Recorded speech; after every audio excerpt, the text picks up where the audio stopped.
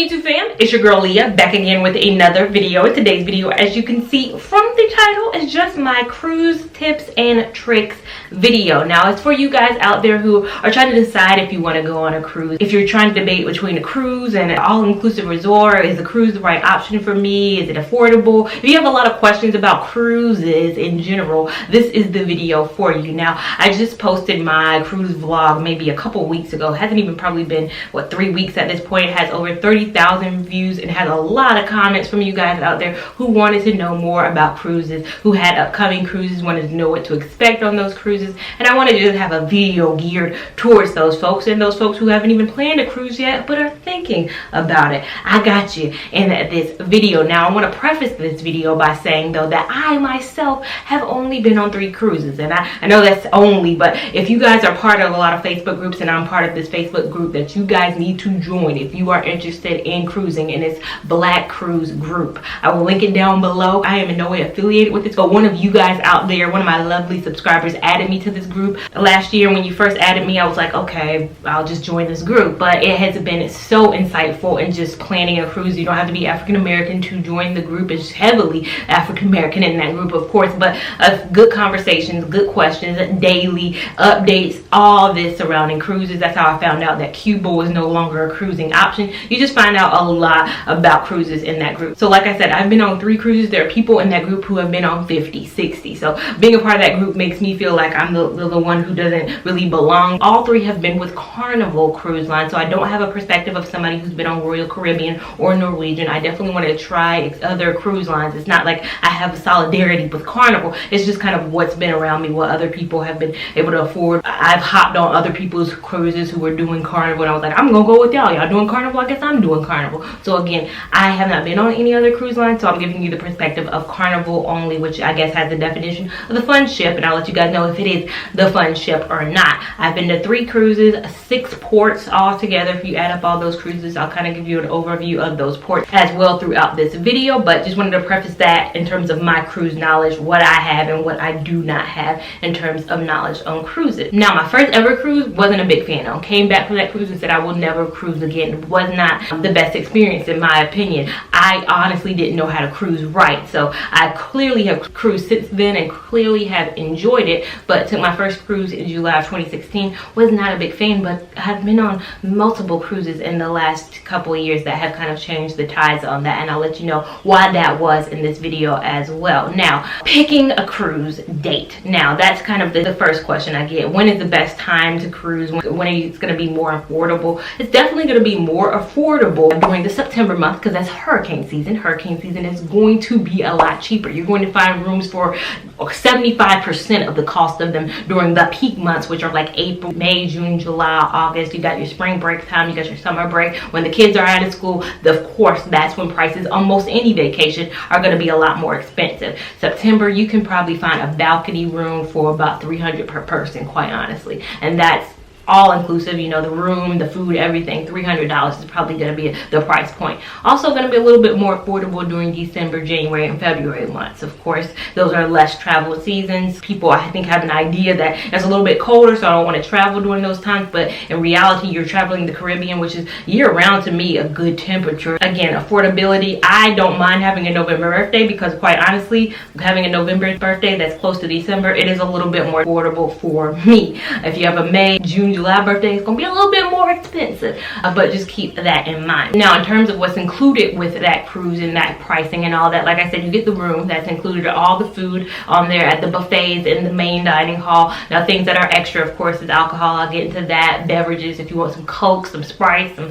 anything like that, that's gonna be more expensive as well. And there's some restaurants on the ship that are not included. Some places have like a seafood place, have a steakhouse. They have things that are not typically included in that all-inclusive price, but you can get all you want to do if you really trying to be affordable, which I was on my first cruise. I think my first cruise I ever went on, I probably spent, outside of gratuities, which is included in the end price, I probably spent like $10 outside of the gratuities that were charged. So a total of, I think gratuities was like $60, so $70 outside of what I upfront spent on the cruise. I did have excursions on my first cruise, which I paid for prior, but again, you can go on a cruise for very affordable price. I think that's why cruises are are chosen over going straight to a destination. A lot of times you can drive to a port. If you're close to a port, you can drive to it. You don't have that flight expense. If you do have a flight, it's not that bad. I think Miami to a lot of places is very affordable. Fort Lauderdale, I know Orlando, I've flown to Orlando before, it's very affordable as well. So you just have the flight to the place,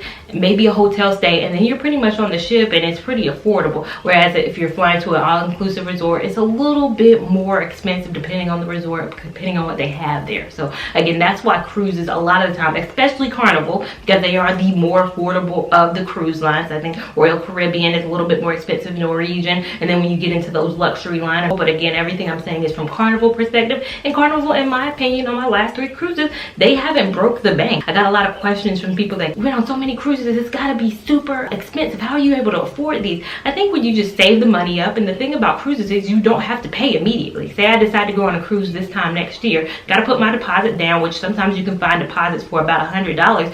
I just pay on it every month. You're good to go. By the time the cruise comes, you can have it paid off. I go on a $700 cruise, so plan it for this time next year. By the time it comes around, if I'm just diligent about my payments, I can have that thing good and gone by the time I hit sail. If I want to pay all at once, if you want to tax time, plan your cruise, pay for it all at once, it's not really that bad. So I think a lot of people are like, oh, you're thinking about $2,000, $3,000, all these type of prices. But again, for me, being a single woman, I typically travel with friends. We all probably go in on the situation. My last cruise is my only cruise that I've ever kind of been in a room by myself, in a cabin by myself. But again, traveling with friends, splitting costs, it's just a very affordable option. So when you got the dates, you got the cost, you got all that stuff worked out, then you got to go to where do I want to actually go. So where am I trying to go? The destinations and the ship, those are the biggest questions. Like, what ships go to certain destinations, which ships are better than other ships? In my opinion, I've been on Carnival Ecstasy, I've been on Carnival Conquest. There was of course some differences between the ships. The ships, I believe, are about a 10-year age gap between the ships. Carnival Ecstasy is almost about a 30-year-old ship. You can tell when you're on that ship that it's a 30-year-old ship. There are certain ships that are older than other ships. They have different lines. Carnival has, you know, the Fantasy line, which is where Carnival Ecstasy is housed. It's in that Fantasy line. And then they have the Conquest line. They have the Vista line. So with Vista is kind of their newer body of ships. They just have different levels of ships, and depending on when they actually built the ships, the older ships to the newer ships. You can tell what's older and what's newer when you're on the ship. So if that matters to you, definitely look into the different classes of ship. If I can, I'll list some of the classes and how they go, so you can kind of just have an idea. Carnival Conquest, I believe, is about, what, 18 years old, probably, maybe 17 years old. Didn't feel that old when I was on it. You know, it had the TV screens, had everything. And then sometimes I watch other people's vlogs on their travels, and some of the ships look very similar. To me, a lot of the ships look very similar. I'm gonna be honest, I'm not a cruise ship snob in terms of the Carnival line. I think they have a similar look. I think they probably go to the same manufacturer and get those ships kind of belted out. Some ships are going to be longer. The balcony is going to look a little different. The interior rooms, for the most part, are going to look very, very similar. Go on cruisecritic.com if you want to take a tour of any of the cruise rooms that I love Cruise Critic. I like to just look at it just to see, like, what is Royal Caribbean interior? What does this look like? What does the balcony look like? What does ocean view look like? You can see any room choice that they have on that site. So if you're just trying to get an idea of a 360, and they'll do a 360 of the room, the bathroom, and show you everything, go on that site so you can see what a room looks like. But I've done it for a lot of interior rooms on, say, Carnival ships. They look very similar throughout the classes. So it's going to be the amenities that are going to be a little bit different. Guy's Burgers, I believe, is rolled out to all their ships. The Red Frog Bar, Blue Iguana, I think is some customary. Some ships have different things in terms of a barbecue pit. Some ships have a sushi bar. Our ship had a barbecue spot that was for an additional cost. Our ship also had a sushi place that was an additional cost, but all the ships had the ice cream machine, the pizza place, the deli. All these things are customary on the ship. So it's just going to be a little different in terms of maybe the entertainment. It's going to be a little different. The slides, the activities for the kids may be a little different across ships. The food options that are additional cost, because the main dining room and the buffet are pretty much standard across the ships. There may be a movie screen in there. So some things are different, but if you're thinking about overall the room and what the room looks like, that's pretty much going to be standard across the ship. And now the ports are going to really depend on where you port out of and where it's going. I went from Charleston. Charleston is a port that can only pretty much go to the Bahamas. It really doesn't extend past the Bahamas, so you're going to be limited in terms of the ports you can go to as you get further down south. So the Fort Lauderdales, the Jacksonvilles, the Tampas, the Miamis, and all that, there's going to be a little bit more options because you already start very close coast of the Bahamas, you're able to expand past that to a lot more of the Eastern Caribbean places. You can go to your Jamaicas, you can go to all of that. So it's definitely going to depend on where you want to go, where you port out of, and what the ships are available near those ports, if that makes sense. The 6 ports that I have been to Freeport, Bahamas, Nassau, Bahamas, Princess Keys, Bahamas. I know I get a lot of things. It's pronounced Keys by the locals. I think we in the States say K, but it's Princess Key, Half Moon Key. I've been to Grand Turk, and I've been to Amber Cove. 4 of those are in the Bahamas. Amber Cove is in the Dominican Republic, and Grand Turk is in Turks and Caicos. Now, I've been to all the Bahamas ports. So there are only 4 ports that Carnival goes to in the Bahamas. And again, like I said, that is the Princess Keys, the Half Moon Key, Freeport, and we have the Nassau. Freeport was my least favorite port. I would never probably go back to Freeport ever again. To me, it's just a port place. There's nothing probably wrong with the city. And I know, not offending the locals, but as a cruiser and going to a destination, it's very port is in the city, and that you can tell it's very export heavy. You can see a lot of ships around us. When we first went, there were a lot of ships that had exports in it, and it felt like very port city. We had to travel about 20 minutes to get to the beach. So you don't step off the ship and you're at a beach. You step off the ship and you see a shipyard type of a vibe. So me personally, when I go on another cruise, I don't think I ever want to go on a cruise that has Freeport a part of the situation. The beach we went to was a bar. It was actually an excursion that we bought through Carnival, and again, you can buy excursions. Our excursion package was a day at the beach at Freeport. Everything was included. The food was included. The drinks were included. I got so many drinks there. It was so fun being there. But if you're not going to do an excursion and you're not interested in that, then you're not really going to have a fun time at Freeport. So Freeport is a city. If you're going to get off the boat, then you're going to want to have an excursion. If you're going to stay on the boat, then no problem. But if you want to get off the boat and explore, you're going to want to have a kind of an excursion to go on. And I'll get into excursions in a minute and what they are. Nassau, very fun. Been there 3 times. The most visited place on my cruises. I've been to Atlantis. Did a half day at Atlantis, was very fun. Haven't been back to Atlantis since because I just feel like I've done it. I don't really need to go back again unless I'm actually staying at Atlantis. Next time I visit Atlantis, I will be flying to Bahamas, directly staying at Atlantis. Very fun place. But again, you get a half day depending on what kind of cruise you go on. We went on a cruise that kind of got there and then left by 6. If you're on an overnight Bahamas trip, then maybe you can explore Atlantis a little bit more. But depending on the time frame that you're able to stay on site at Nassau, then maybe that's not going to be the option. But there is a beach, Junkanoo Beach. I said that, and I went there in my last 2 vlog videos. Went to Junkanoo Beach. It's about a 10-minute walk from the cruise port. Where it ports in Nassau to get to Junkanoo Beach, it is about a 10-minute walk. I got some questions. Is it long? It's about 8 to 10 minutes, just depending on your pace. And it's a straight shot. When you get off the boat, you walk through the straw market and you take a right. Just keep taking a right. Go past Red Frog. Go past a McDonald's. There's a Dairy Queen. I tried to show you the path when I was on my cruise vlog. I probably didn't show you directly. I didn't want to have too much footage of just walking. But again, straight right. Some people actually have to take a taxi to get there. There are going to be people there offering to taxi you there. I mean, just depends on who you are as a person. I don't mind walking. It wasn't a bad walk. I needed to get my steps in because I had been stuck on that cruise ship. So again, just something to keep in mind. There is a free beach nearby. I think there's Cable Beach that's kind of on the other side of the beach. That's probably something you're going to need to take a taxi to. But the beach I went to, free beach, good drinks, everything is there for you. Now, Princess Key and Half Moon Key, gonna lump them in together. They are publicly owned by the Carnival company. I think the Princess Cruise Line owns them technically, but it's also under the umbrella of Carnival. Free beach, white sands, beautiful time. If you just want to lay out at the beach, these are good ports for you to kind of port at. Gonna be a fun, relaxed time. Drinks at the bar. There's not gonna be a ton for you to do. There's no like external places. There's no Margaritaville. There's nobody coming up to you trying to, hustle you $20 for a chair. There's none of that. It's just kind of a laid back, relaxed time.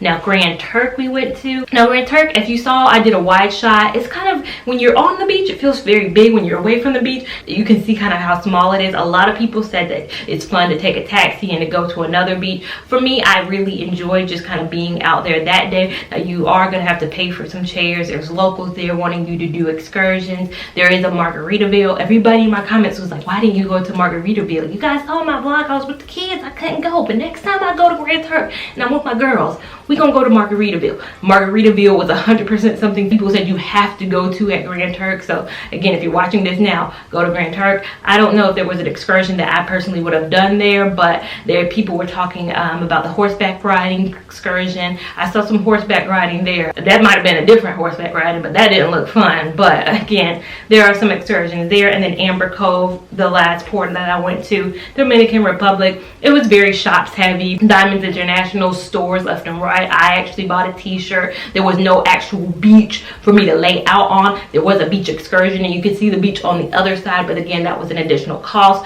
But again, Amber Cove, very shops heavy, and they also had a pool area as well as some hang gliding, as well as some cabanas that you could rent out on the other side, which looked a lot of fun. But again, the pool was so congested. We went during spring break, Easter week, for a lot of schools, so there was a lot of kids in the pool. It was very heavy. I'm not anti-kid, but I'm not gonna get into a pool that was literally, it was no water. I barely saw water, just saw people in the pool. So Amber Cove, probably would want to do something a little bit more exclusive. Probably would want to go to the Sky Bar. They had a Sky Bar. If I wasn't with the kids, I would have gone to the Sky Bar, probably got a couple of drinks in. But again, those were the 6 ports I went to. Had a lot of fun at them.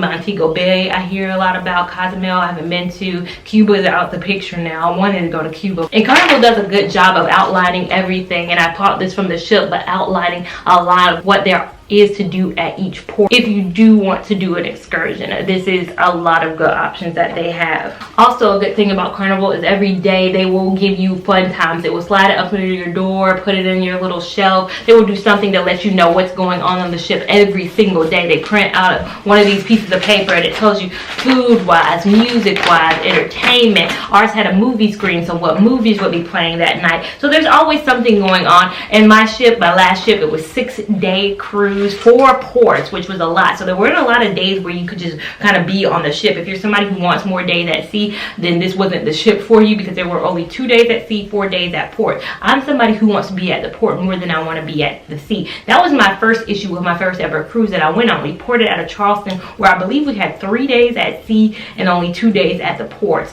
which I just wanted to be there. Like, I was like, oh my gosh, I want to just be at the place. And this is why cruises may not be for you if you're somebody who just wants to be at the place. You may want to go on an all-inclusive resort so you can just be at the destination, be at the sand, be there. That, again, was my first thing. It was like, I'm just sitting on the ship. I just feel like, when are we going to get there? I was so anticipating getting there that it was almost like 2 days before we got to Nassau. And I was like, finally, I'm here.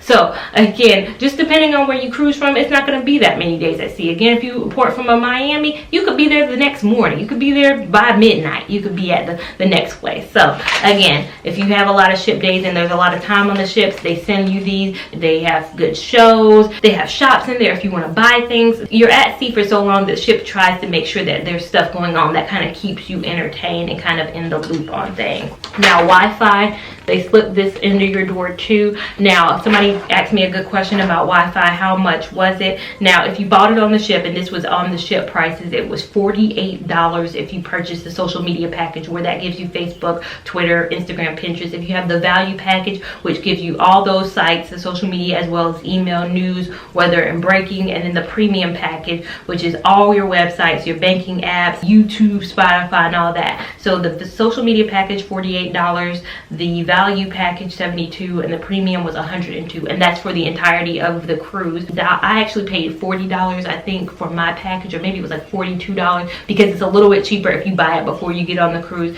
It's a little bit more expensive if you buy it while you're on the cruise. Now, you don't have to have internet at all. You can be completely disconnected. For my last 3 cruises, I at least got the social media package, just because you're away from your family. Just for me, especially my first 2 cruises, I was away from my family. I do want to be aware of what's going on in the mainland. Not that I can do anything about it from being on sea, but I do want to be aware. So if somebody needs to Facebook message me and get a hold of me and say, hey girl, this is what's going on. Of course, I have elderly grandparents. I just want to know what's going on. But I'm not checking it constantly. I wasn't constantly on Facebook, constantly on Instagram. I just had it just in case I needed it. But again, you don't have to have Wi-Fi. You don't have to have Wi-Fi to have the Carnival Hub app. I talked about that in my Pack With Me, Cruise Pack With Me video. I think the Carnival Hub app is something great to have just at minimum. Again, don't have to have any social media for that. It tells you what's going on the ship, kind of gives you the lay of the land, keeps up with your bill. If you feel like you're being overcharged and you see, oh, I didn't buy that. Like my last cruise, my friend got a shot, but she was actually charged for a double shot, and she was like, I see this rung up wrong. I need this subtracted from the situation.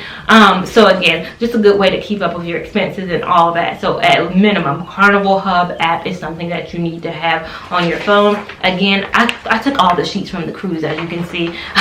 The entertainment schedule tell you what shows they have going on. They have casinos there. They have smoking areas. I am somebody who is not a big fan of smoking, so that was the first thing that really annoyed me about my first cruise. It's not that seeing people smoking annoys me. It really messes with my sinuses. I have very bad asthma, so it's just the smell of smoke coming in. It always just messes me up bad, and it was so smoke heavy on my first cruise. There was a whole smoking section, and the casino, every time we walked past it, we would pop past it heavily. It felt like whew, a waft of smoking smell. Now, every cruise ship that I've been on so far has been smoking, but it hasn't been as heavy as that first cruise. I don't know if I went on the smokers galore cruise my first ever time, but since then I haven't smelled it as much.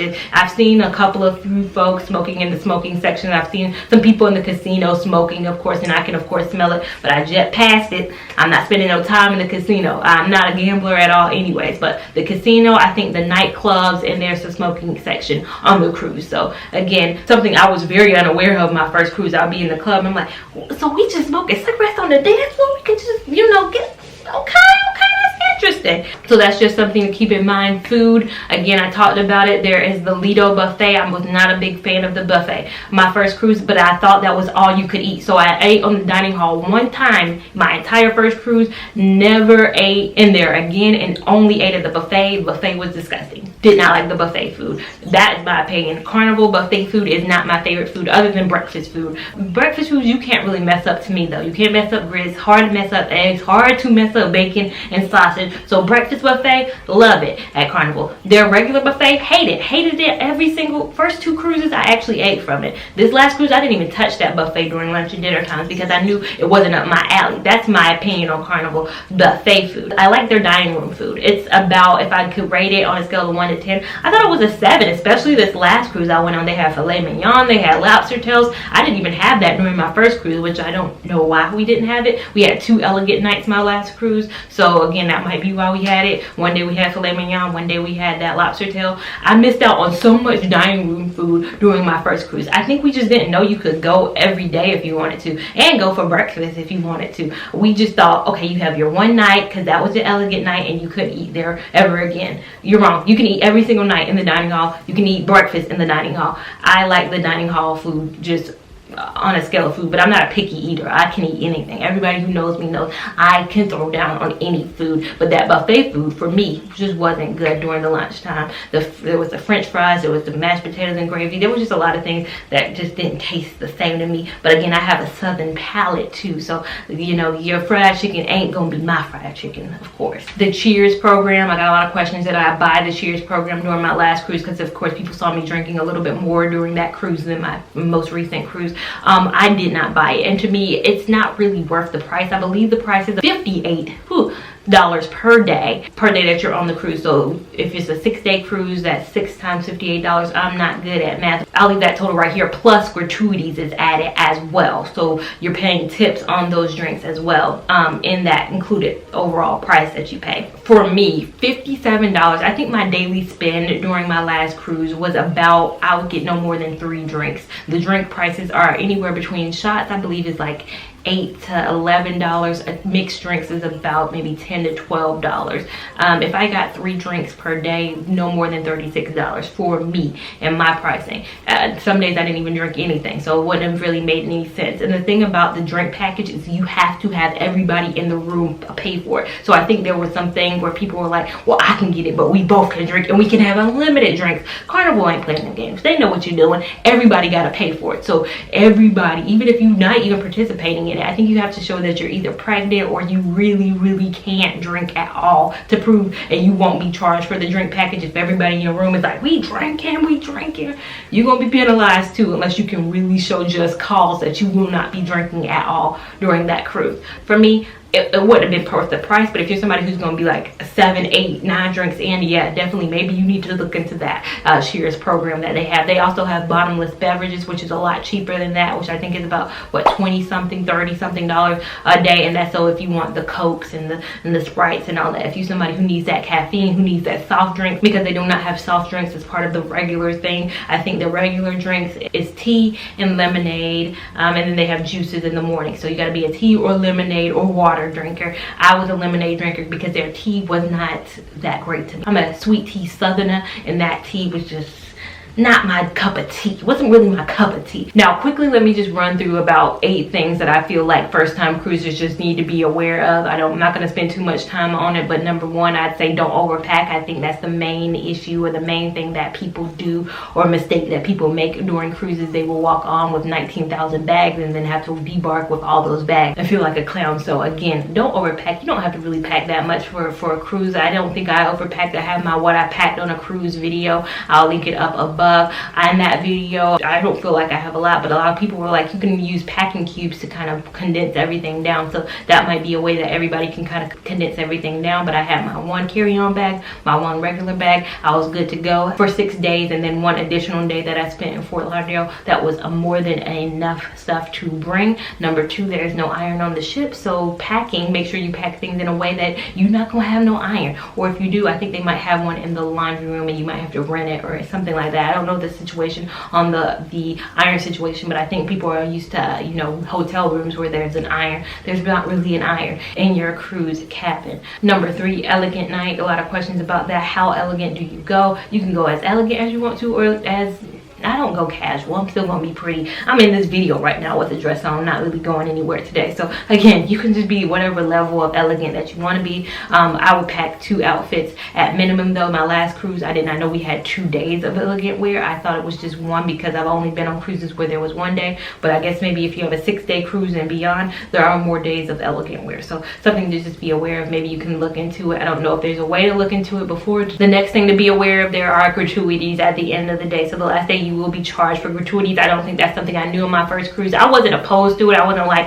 I'm not paying nobody, I'm not tipping nobody. But at the end of the cruise, you are charged for both housekeeping, for the dining services. The gratuities go towards the people who clean your room. They go towards the people who served you in the dining hall, and they also go to the miscellaneous folks who were around the cruise sweeping, who were around the cruise taking your trays away, throwing away stuff, just cleaning up the cruise ship and keeping it how it is. So I had no issues paying them gratuities. I didn't pay them in cash, but if you pay everybody in cash and you're just a cash person only, then you don't have to worry about those gratuities. But again, I feel like everybody did a good job. My last cruise, I did assigned time dining. The cruise before that, I did anytime dining. I don't have a preference with assigned dining. You get the same staff over and over again, or with anytime dining, you're just kind of anywhere. I don't have a preference. I did like my last staff, but again, I like to also eat when I want to eat too. I'm a late eater. We had to eat at 5:45, so around like 9, if I stayed up late enough, or 10, I'd be hungry again. And I wasn't a big fan of that pizza place that they have on Carnival. So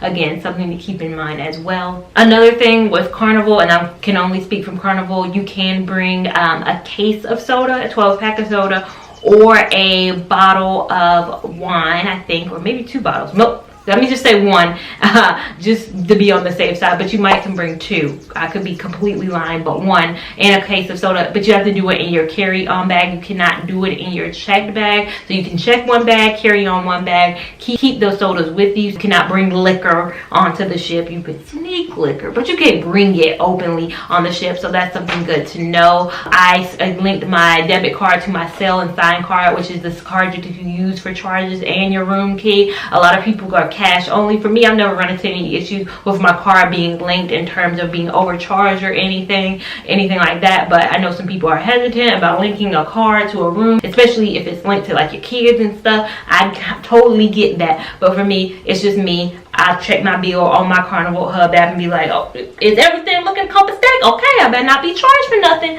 Those are just my cruise tips and tricks. If you guys have any questions that you don't feel like I hit on in this video, I tried to cover everything. I know this video is very long, but if there's some things I missed, or if you're a seasoned cruiser and you somehow made it through this whole video, thank you for watching me. I'm surprised you watching. There were some platinum and gold members on that cruise ship, and I was like, I see the game out here. I see you out here, avid cruisers. I am still a red card holder, so haven't been on that many cruises, but I hope these tips and tricks really did help some of you guys out there. Some of you guys were like, I've been on 0 cruises, so the fact that you've been on 3 and you can tell me anything you know is very helpful. So I hope I helped at least a few of you guys out there. If you feel like I did, give this video a big thumbs up. Even if you don't feel like I did, but you still want to show me some love, give me a big thumbs up. We want all the love and support over here on this channel. Make sure you're subscribed to my channel so you don't miss any of this good content. Make sure you're following me on Instagram at Lavon89, and I will see you in my next video. Thank you so much for watching. Bye.